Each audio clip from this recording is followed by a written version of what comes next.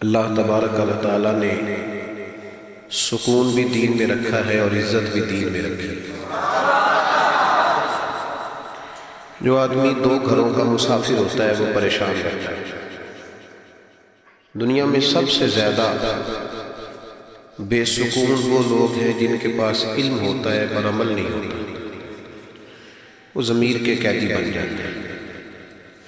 وہ بیچارے صبح و شام بڑا بولتے ہیں، بڑی باتیں کرتے ہیں، لیکن یوں محسوس ہوتا ہے کہ بڑی تکلیف ہے۔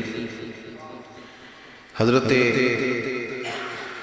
امام عبدالوہاب شورانی رحمۃ اللہ تعالیٰ علیہ فرمایا کرتے تھے کہ یہ جو مخدوم ہوتے ہیں یہ پریشان رہتے ہیں، خادم بڑے خوش رہتے ہیں۔ یہ جو مخدوم ہوتا ہے نا میری طرح کا، اچھے لوگوں کی بات نہیں کرتا، جن کو نعرے لگوانے کا شوق ہو جاتا ہے، پھول ڈلوانے کا شوق ہو جاتا ہے، یہ بڑے پریشان رہتے ہیں۔ فلانے نے سلوٹ ہی نہیں کیا، پتہ نہیں یہ مجھ سے مطمئن نہیں رہا، اس نے دستبوسی نہیں کی، پریشان ہے۔ یہ جو خادم ہوتے ہیں نا یہ سکھی ہوتے ہیں، اس لیے کہ انہیں ٹینشن کوئی نہیں ہوتی، کوئی کرے نہ کرے بات ایک ہی ہے، وہ ان کو کوئی پریشانی نہیں ہوتی۔ آپ لوگ بیٹھ جاؤ، بچے سارے یہ جو آپ کے دائیں بائیں بچے ہیں نا جی، ان کو ڈانٹ کے نہیں، میلاد کی محفل میں تو ڈانٹنا ویسے ہی منع ہے، یہ تو موقع خوشی کا ہے، ان کو پیار سے بٹھائیں، بچہ بچہ ہی ہوتا ہے۔ اور وہ بچہ ہوتا ہے، ایک بزرگ کے پاس میں بیٹھا تھا تو ایک آدمی اپنے بچے کو دم کرانے لایا، صبح صبح بچے نے اسکول کی وردی پہنی تھی، کہا صاحب اس کو دم کر دیں، ضد کرتا ہے۔ تو بزرگ موج میں تھے، کہنے لگے کیا کہہ رہا ہے؟ کہہ رہا ہے میں نے اسکولے نہیں جانا۔ تو فرمانے لگے ضد تو تم کر رہے ہو جو کہہ رہے ہو ضرور بھیج دیں، وہ تو کہہ رہا ہے میں نے نہیں جانا، تو ضدی تو تم ہو، اس کو قائل کرو اسکول جانے پہ۔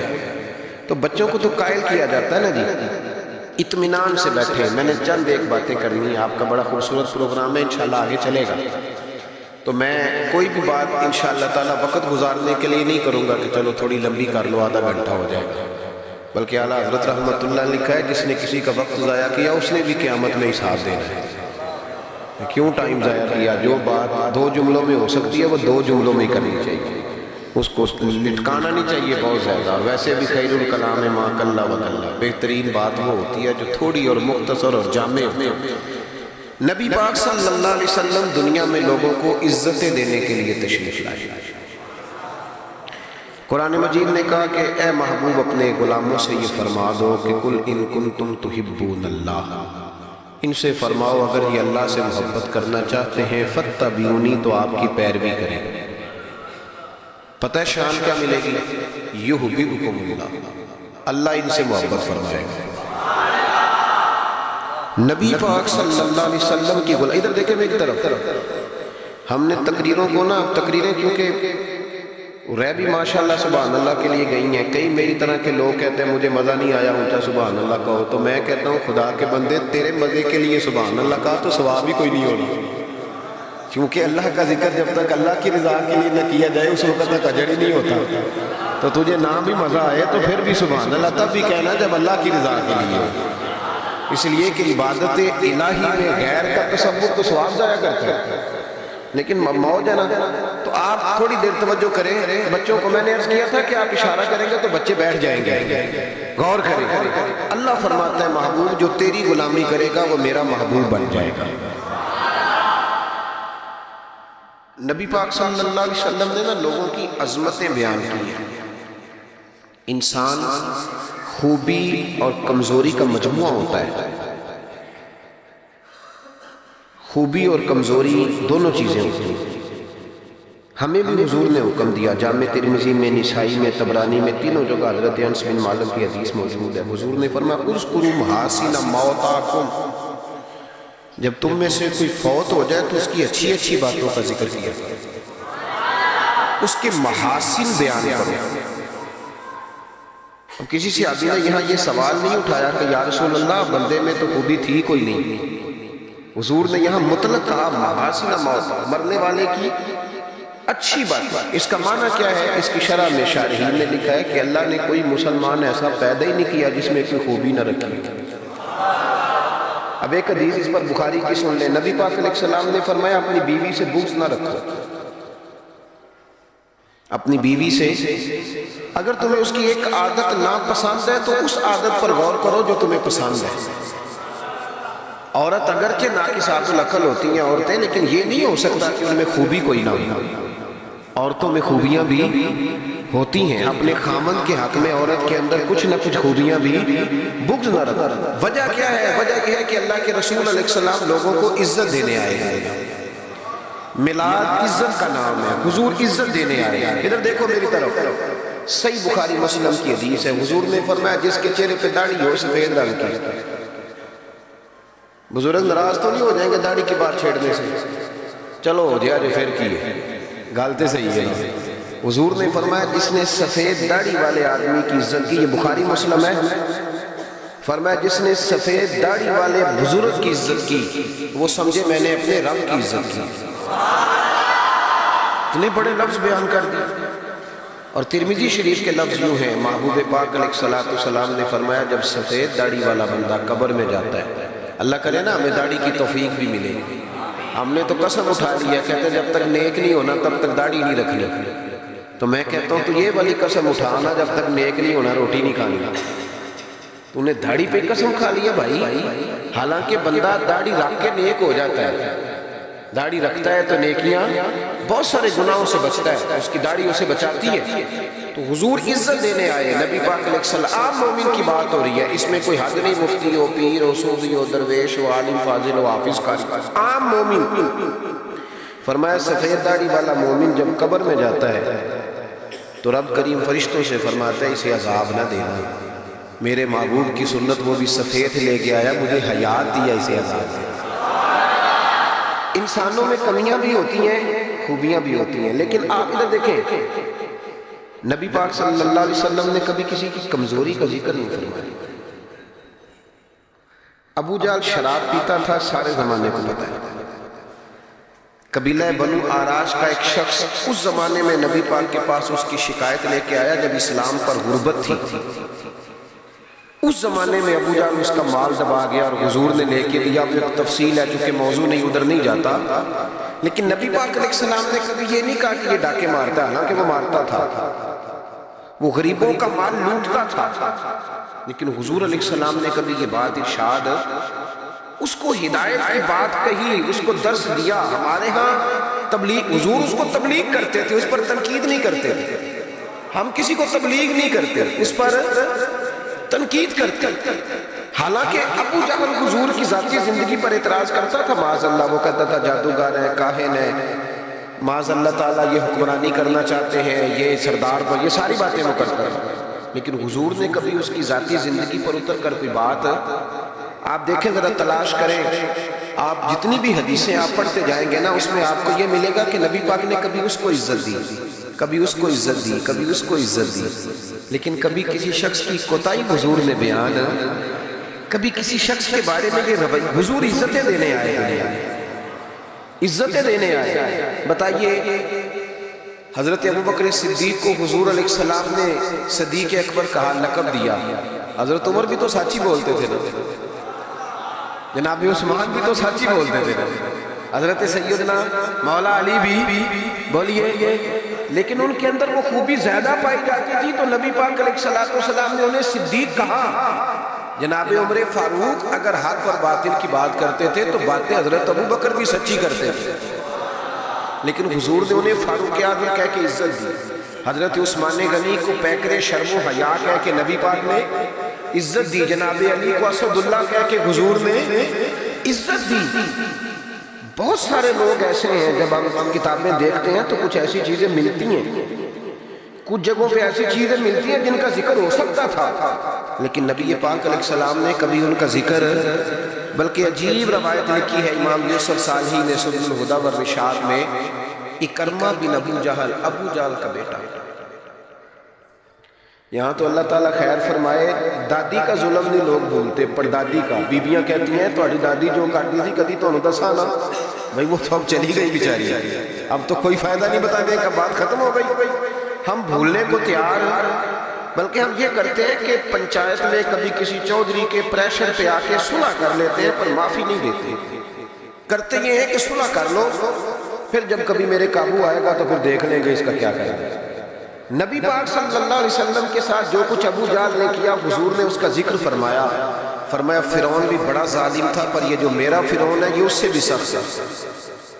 فرعون سے سخت کہا ابو جہل کو، لیکن جب اکرمہ بن ابو جہل نے کہا نا میں کلمہ پڑھنا چاہتا ہوں، ناراض نہ ہونا، ہم عزت نہیں دے پا رہے. جو 99 خوبیاں ہیں لوگوں کی وہ چھپ جاتی ہیں پر ایک خامی ساری دنیا دیکھتی ہے. یہ ہمارے اندر کی وہ کمزوری ہے جس نے ہمارے علماء اور مشائخ اور بزرگوں تک کو معاشرے کے اندر بدنام کر دیا ہے. ہم نے وہ ایک خامی تو دیکھی پر اس شخص کی ساری زندگی کی خوبیاں چھوڑ دی. تیری نظر ایک خامی پہ گئی ہے، اس کا مطلب ہے تیرا اس مکھی سے تعلق ہے جو صرف گند میں بیٹھتی ہے، پھول اسے نظر ہی نہیں آتا. ہماری ہر محفل میں جب کوتاہیاں ڈسکس ہوگی تو پھر دنیا میں اچھا کون بچے گا؟ رسول کریم عزت دینے آئے. سنو اور یاد رکھو، اکرمہ بن ابو جہل کے بیٹے کلمہ پڑھنے آ رہے ہیں. میرے قریب رسول حضرت ابو بکر صدیق فرماتے ہیں میں اس دن اتنا رویا کہ میری داڑھی آنسوؤں سے بھر گئی. نبی کریم فرمانے لگے بھائی مجھے خبر ملی ہے کہ اکرمہ کلمہ پڑھنے آ رہا ہے، آؤ ذرا سارے بیٹھو میری بات سنو، حضور حکم کریں. تو محبوب نے فرمایا کوئی اس کے سامنے اس کے باپ کو گالی نہ دے، کوئی اس کے باپ کو اس کے سامنے برا کہہ کے نہ پکارے. کوئی یہاں ایک اور بات بھی کرنی بڑی ضروری سمجھتا ہوں، جو پکا بے ایمان کافر تھا، بے ایمان، جب حضور نے منع کر دیا کہ اس کے بیٹے کو تکلیف ہوتی ہے، جس کا کفر نص قطعی سے ثابت ہے ان الذین کفروا سواء علیہم انذرتهم ام لم تنذرهم لا یؤمنون. اس آیت کی تفسیر میں جہاں بھی آپ کھولیں گے پہلا نام ابو جہل کا ملے گا جس پر نص آ گئی کہ اس کی قسمت میں کفر ہے. جب وہاں حضور نے فرمایا باپ کو کافر نہ کہنا بیٹے کو تکلیف ہوگی، تو بتا جب تو حضرت عبداللہ اور سیدہ آمنہ کے بارے میں بات کرتا ہے تو حضور کے دل کو تکلیف نہیں ہوتی؟ شرم نہیں آتی لوگوں کو؟ حیا نہیں آتی؟ حضور کا دل دکھاتے. اور دیکھیں عبداللہ کا معنی اللہ کا بندہ ہے، اور جو آمنہ نام ہے اس نام کا حسن تو دیکھیں، ہو درود تجھ پہ بھی آمنہ اور تیرے لال پر بھی سلام ہو. تو تھوڑا آپ بھی پہچانا کریں، جو تیری اماں کو برا کہے تو سلام نہیں لیتا، اور جو نبی پاک کی اماں کے بارے میں بات کہتا ہے تو کہتا ہے مولوی صاحب رال مل کے رہنا چاہیے. عجیب بات ہے نا تیری. اس بندے سے سلام لے لے، اس سے گلا ملا لے جس کے سینے میں نبی پاک کے والدین کے بارے میں بغض چھپا ہوا، اس شخص سے سینہ ملائیں. تھوڑا سا سوچا کریں ہمارا کسی سے جائیداد کا کیا رٹا ہے. تو یاد رکھیں اکرمہ جب آ رہے تھے تو نبی کریم علیہ السلام نے فرمایا کوئی اسے اس کے باپ کو اس کے سامنے برا نہ کہے. حضرت ابو بکر صدیق کہتے ہیں پھر حضور نے فرمایا کوئی اس کے باپ کا کفر نہ گنوائے، کوئی اس کی زیادتیوں کا ذکر نہ کرے، کوئی اس کے بارے میں کوئی آیت نہ پڑھے، کوئی میرا قول نہ دہرائے. حضرت سیدنا ابو بکر صدیق فرماتے ہیں میں رونے لگا تو مجھ سے حضرت ابو دردہ کہنے لگے آپ کیوں رو رہے ہیں؟ تو میں نے کہا میں رو رہا ہوں محبوب کی رحمت للعالمین پہ کہ محبوب یہ کس کے استقبال کی تیاریاں کرا رہے ہیں. اور ساری زندگی تکلیف دی، کن کے استقبال؟ خدا را ساری.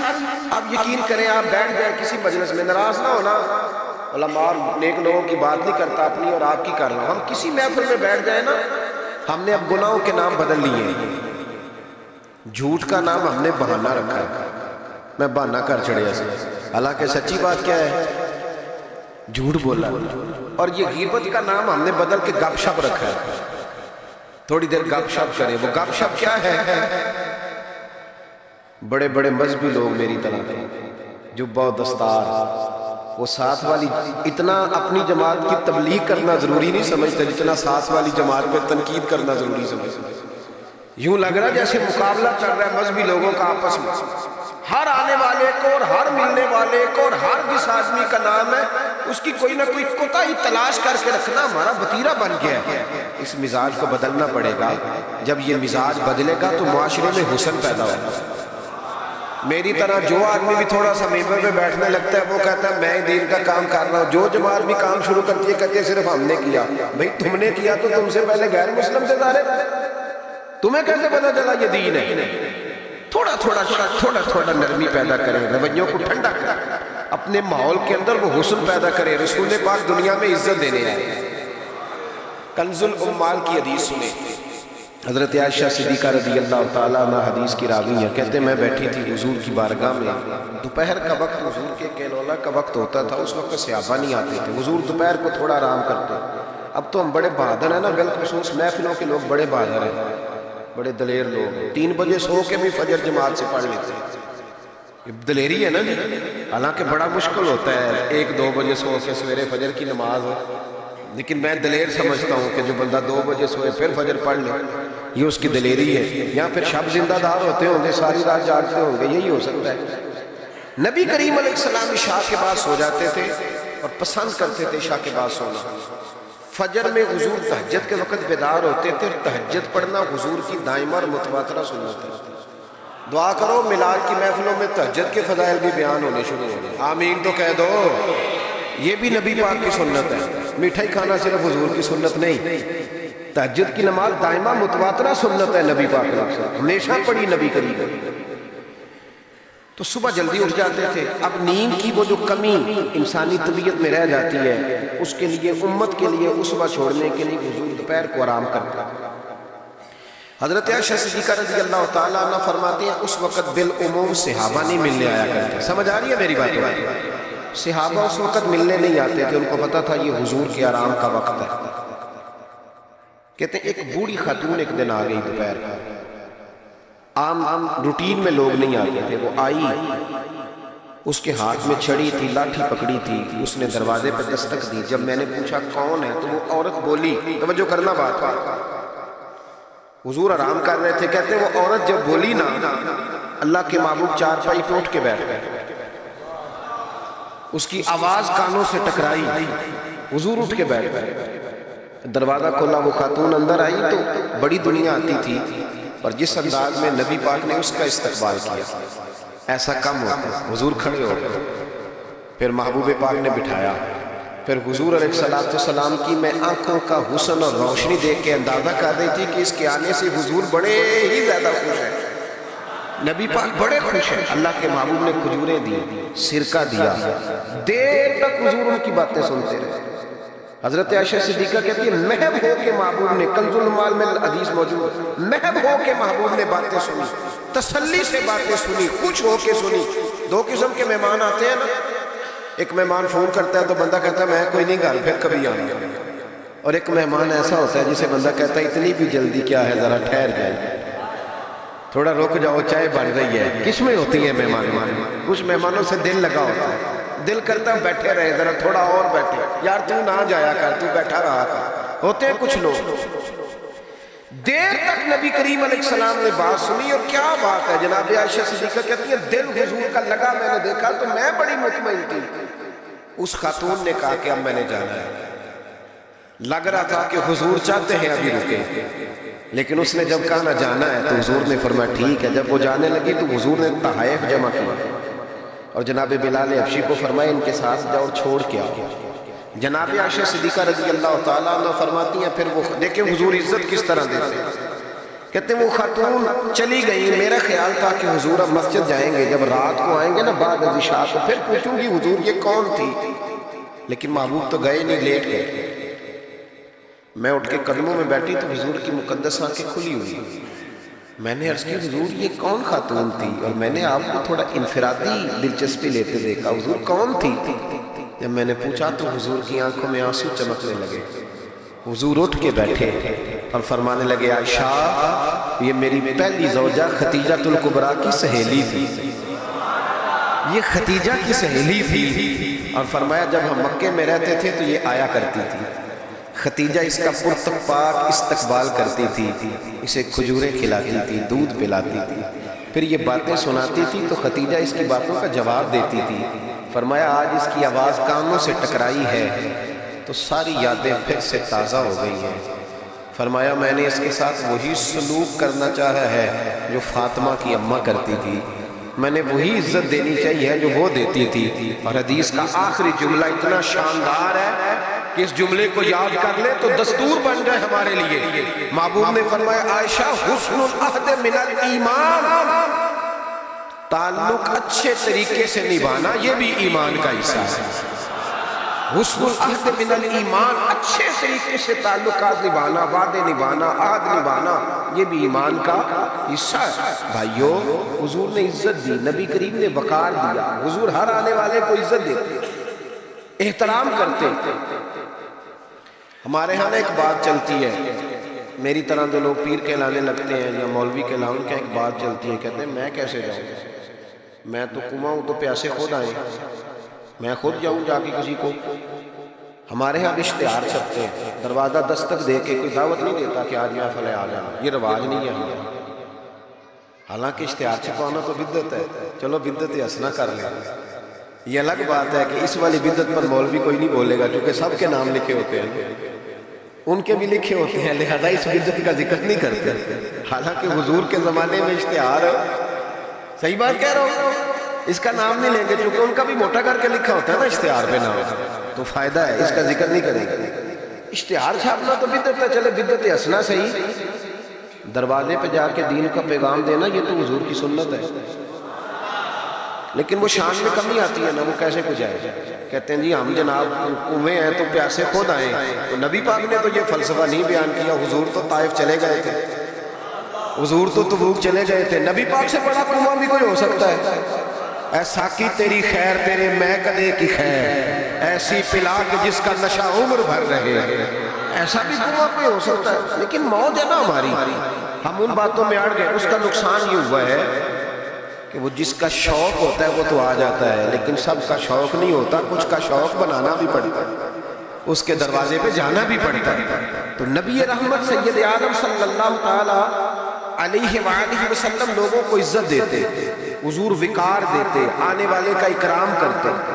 حضرت ابوبکر صدیق رضی اللہ تعالیٰ عنہ فرماتے ہیں مجھے ایک بڑا دکھ تھا، میرے بچے بھی مسلمان تھے، پوتے بھی مسلمان تھے، نواسے بھی حضرت صدیق اکبر کے جناب عبداللہ ابن زبیر سے آتی ہیں، نواسے تھے۔ فرماتے ہیں کہ میری ساری نسل مسلمان تھی، دل کرتا تھا میرے ابا جی بھی کلمہ پڑھ گئے، ان کا نام تھا ابو قحافہ، وہ کلمہ نہیں پڑھتے تھے اور آنکھوں سے نابینا تھے، اور باپ باپ ہی ہوتا ہے نا۔ جس دن حضرت ابوبکر صدیق رضی اللہ تعالیٰ عنہ ہجرت کے وقت آئے ہیں نا، تو کہتے ہیں گھر کے اندر ایک چھوٹا سا گڑا بنایا ہوا تھا، ٹویا، اس میں اشرفیاں دینار رکھتے تھے اور اوپر میں کوئی موٹا کپڑا ڈال دیتا ہے۔ فرماتے ہیں جس دن میں نکلنے لگا تو میرے پاس بہت زیادہ پیسے تھے، میں نے سارے نکال لیے اور چھوٹے چھوٹے روڑے ڈال دیے، اوپر میں نے اسی طرح بوریا ڈال دیا، اور جناب اسماء سے کہا کہ ابا جی نے پوچھا نا کہ ابوبکر سارے پیسے تو نہیں لے گیا؟ دادے پوتیوں کے بھی بڑے سگے ہوتے ہیں نا، پوتریاں نے بھی کچھ چھڑے ہے کہ سارے لے گیا، پوچھا نا سارے تو نہیں لے گیا؟ تو تم چپ رہنا، وہ خود اٹھ کے جائیں گے نا تو اوپر ہاتھ لگائیں گے تو ان کو احساس ہوگا پیسے ادھر ہی ہے، یہ حکمت ہے۔ اتنا وہ خیال کرتے تھے لیکن کلمہ نہیں پڑھتے تھے۔ تو ابوبکر صدیق کہتے ہیں میرا بڑا دل کرتا تھا وہ کلمہ پڑھے۔